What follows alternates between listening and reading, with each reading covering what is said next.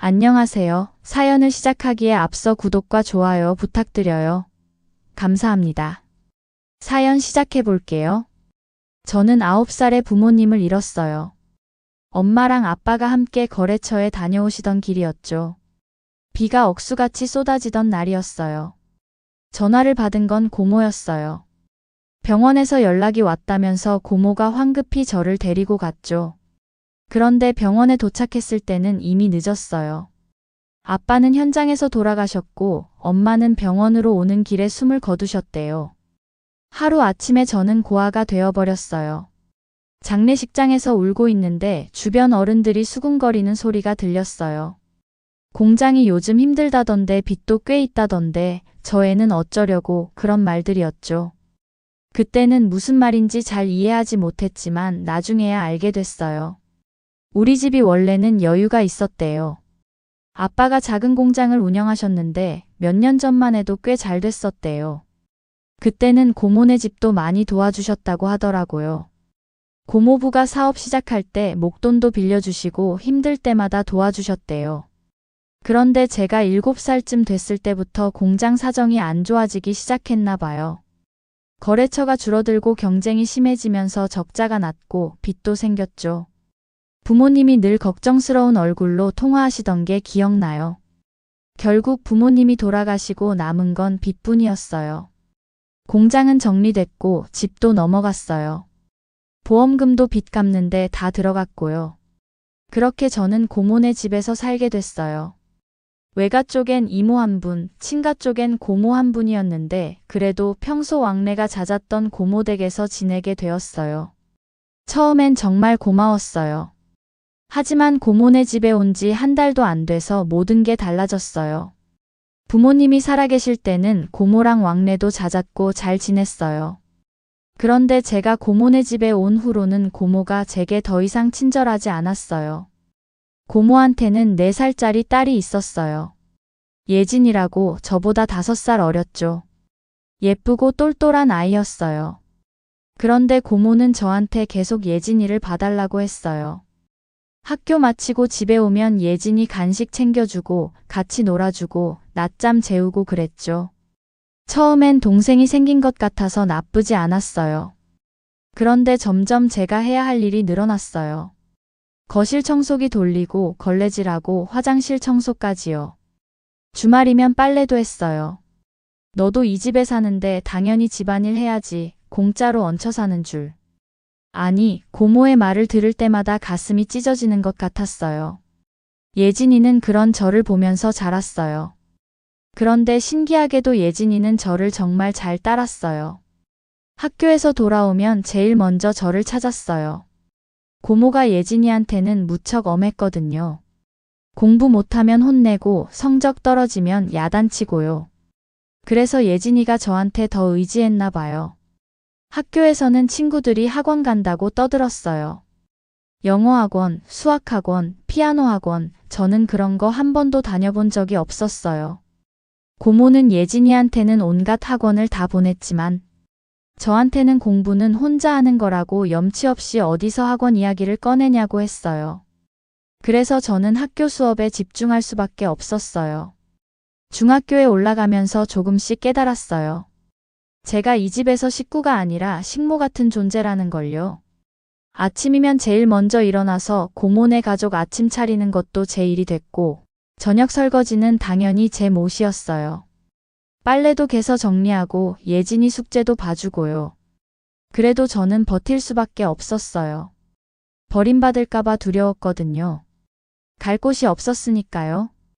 그래서 항상 눈치를 봤어요. 밤에 혼자 이불 속에서 울 때가 많았어요. 부모님 생각하면서요. 중학교 때 결심했어요. 공부 열심히 해서 좋은 대학 가야겠다고요. 그래야 이 집에서 나갈 수 있으니까요. 그때부터 정말 미친 듯이 공부했어요. 새벽 4시에 일어나서 공부하고 학교 끝나고 예진이 돌보고 집안일 다 하고 나면 밤 11시가 넘었지만 그때부터 다시 공부했어요. 그런데 고등학교 1학년 때 고모가 또 다른 요구를 했어요. 고등학생인데 아르바이트라도 하라고 하셨죠.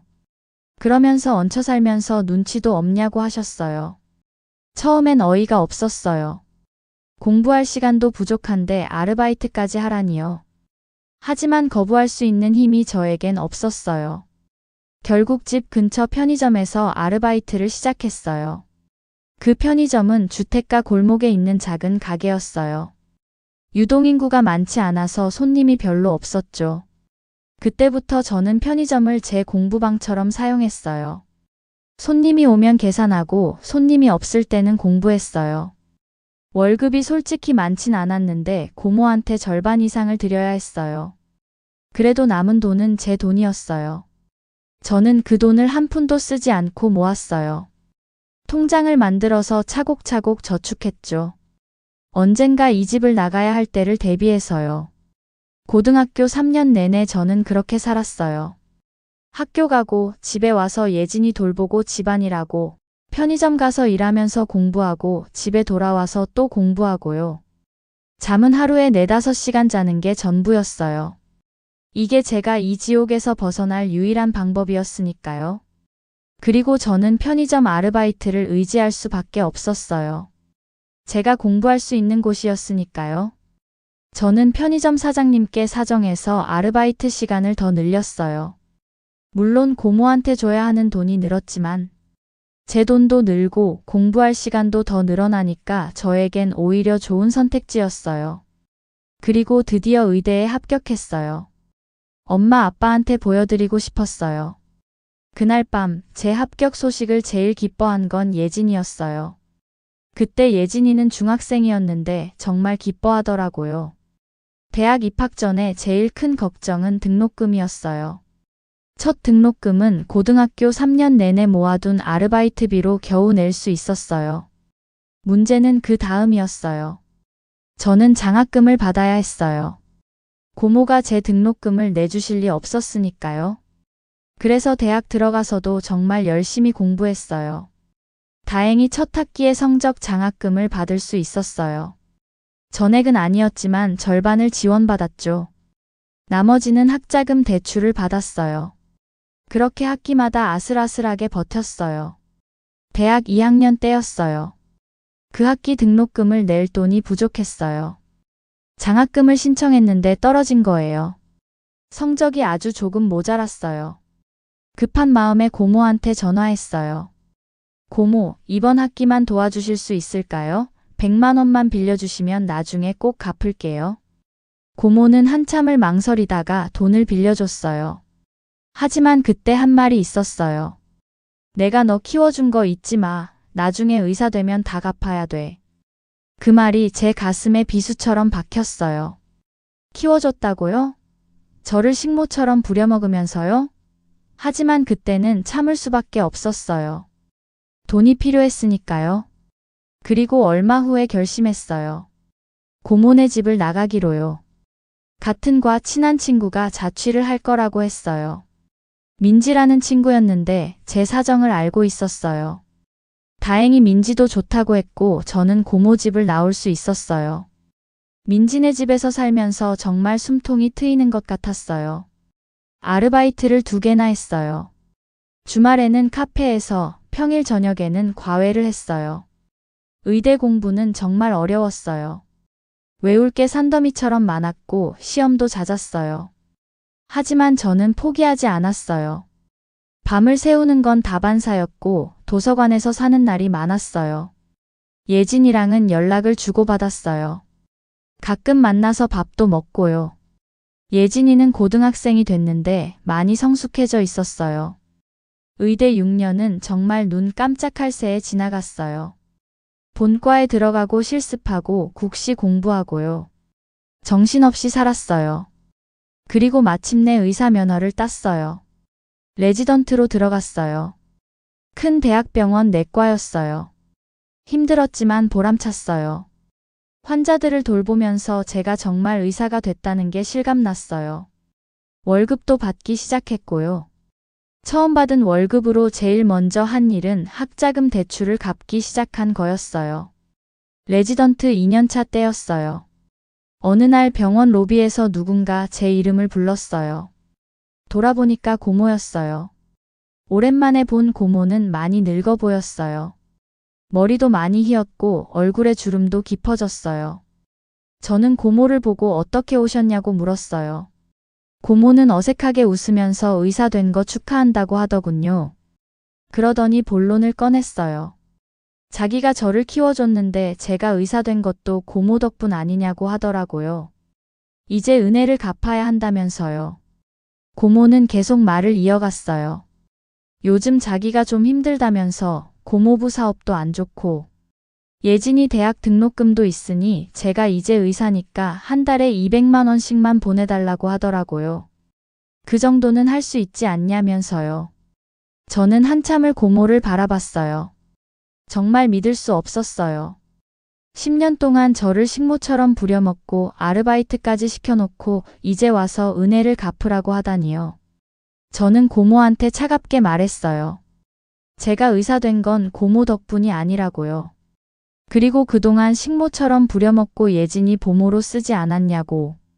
그것도 모자라 매번 눈치 주고 갖다 버리지 못해서 안 따리지 않았냐고 했죠. 고모는 당황한 표정이었어요. 그래도 지붕 제공하고 밥 먹인 건 사실이라면서 오갈 데 없는 거 거두어 줬더니 은혜도 모르냐고 하더라고요. 고모의 말에 화가 났어요. 저는 그 지붕 밑에서 얼마나 힘들었는지 아냐고 물었어요. 매일 버림받을까봐 눈치만 보고 살았다고요. 고모는 아빠한테 도움도 많이 받았으면서 어떻게 그럴 수가 있냐고 남의 자식한테도 그렇게는 못했을 거라고 했죠. 고모는 점점 목소리를 높였어요. 배은망덕하다면서 자기가 안 키웠으면 저는 고아원 갔을 거라고 은혜도 모르는 년이라고 막말을 했어요. 고모의 막말에 저는 더 이상 참지 않았어요. 저는 고모한테 조용히 말했어요. 은혜 갚겠다고요. 고모가 돈 받을 생각에 표정이 밝아지더니 한 달에 200만 원만 달라고 또 말하더라고요. 저는 돈은 안 드릴 거라고 했어요. 제 말에 고모가 인상을 찌푸렸어요. 저는 대신 다른 걸로 갚아드리겠다고 하면서 핸드폰을 꺼냈어요. 고모한테 고모부 요즘 어떻게 지내시냐고 물었어요. 고모가 의아한 표정으로 쳐다보길래 저는 며칠 전에 찍어둔 사진을 보여줬어요. 백화점에서 고모부가 젊은 여자와 함께 있는 사진이었어요. 고모의 얼굴이 새하얗게 변했어요. 사진을 보더니 손이 떨리기 시작했어요. 이게 뭐냐고 고모가 더듬거렸어요. 저는 고모부라고 말했어요. 고모한테 사업 힘들다면서 생활비도 잘 안 주신다더니 다른 여자한테는 명품을 사주더라고 말했죠. 고모는 한참을 말없이 사진을 보더니 눈물을 흘리기 시작했어요. 고모는 작년부터 다 알고 있었다고 하더라고요. 고모의 대답에 저는 놀랐어요. 근데 충격적인 건 고모는 이혼하면 자기는 혼자라고 언젠가는 고모부가 꼭 돌아올 거라고 하더라고요. 고모의 말에 어이가 없었어요. 저는 고모한테 말했어요. 작년부터 알았으면 1년 넘게 모른 척하고 있는 거냐고, 그 사이에 고모부가 달라진 게 뭐가 있냐고 물었어요. 고모는 대답하지 못했어요. 저는 고모한테 조용히 말했어요. 이게 진실이라고요. 고모는 평생 남에게 의지하면서 사셨잖아요. 부모님 살아계실 때는 우리 집에, 결혼해서는 고모부한테, 이제는 저한테 그렇게 사는 게 편하셨겠죠. 그런데 고모, 그렇게 살면 이렇게 되는 거예요. 고모부는 고모를 우습게 보고 예진이는 고모를 버거워하고 저는 고모를 원망하고요. 이게 고모가 선택한 삶의 결과예요. 이제라도 현실을 인정하고 고모를 위한 선택을 하세요. 절 거두어 주신 은혜는 감사하지만 고모 밑에서 전 늘 불안하고 힘들었어요. 그걸 예진이도 겪게 하지 마세요. 그날 이후로 고모가 조금씩 변했어요. 고모가 마트에서 파트타임 일을 시작했대요. 평생 일 안 하고 살던 고모가 50 중반 나이에 처음 일을 시작한 거예요. 몇 달 후에 예진이가 말하더라고요. 엄마가 이혼 상담을 받기 시작했대요. 결국 고모도 깨달은 거겠죠. 더 이상 기다려봐야 소용없다는 걸요. 제가 보여준 진실이 고모를 조금씩 바꿔놓은 거예요. 1년쯤 지났을 때 드디어 고모가 이혼을 했어요. 고모부의 외도 증거가 확실했고 재산 분할도 반반씩 하게 됐대요. 위자료도 받았고요. 고모는 집을 팔고 작은 아파트로 이사했대요. 여전히 마트에서 일하면서 살고 있고요. 저는 그 소식을 듣고 복잡한 감정이 들었어요. 불쌍하기도 했지만 이게 맞는 거라는 생각도 들었어요. 고모가 진작에 결단을 내렸어야 했어요. 제가 보여준 진실을 받아들이고 스스로 일어서는 법을 배워야 했어요. 지금 고모는 혼자 살아요. 남편도 떠나고 딸도 독립했고요. 예진이는 취직해서 자기 생활을 하고 있어요. 고모한테 한 달에 한 번 정도 얼굴 보러 간대요. 하지만 예전처럼 가깝진 않대요. 저한테는 고모가 다시는 연락하지 않았어요. 제가 냉정하게 거절한 게 상처가 됐나 봐요. 하지만 저는 후회하지 않아요. 제가 고모한테 한 게 바로 은혜를 갚은 거니까요. 제가 고모한테 갚은 은혜는 돈이 아니에요. 진실이에요. 고모가 평생 외면하고 싶었던 쓰디쓴 진실을 보여준 거예요.